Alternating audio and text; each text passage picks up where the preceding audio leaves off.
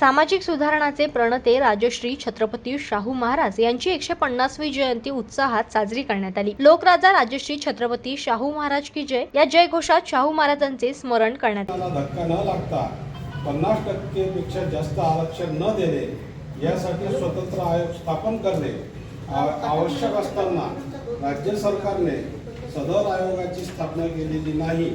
त्यामुळे महाराष्ट्र शासनाने तातडीने आयोग स्थापन करावा, कारण पीपल्स टेस्टच्या 3 अटी पूर्ण केल्यानंतरच घटनेतील कलम 222C नुसार राज्यात ओबीसी प्रवर्गाला राजकीय आरक्षण मिळेल।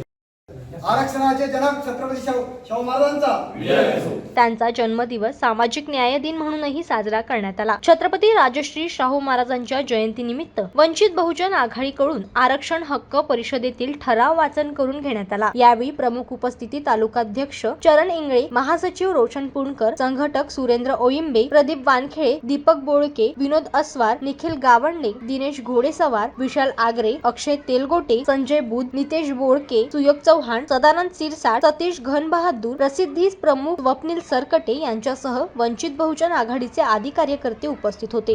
जनमत लाईव्ह न्यूज साठी अकोटमधून देवानंद खिरकर यांची रिपोर्ट।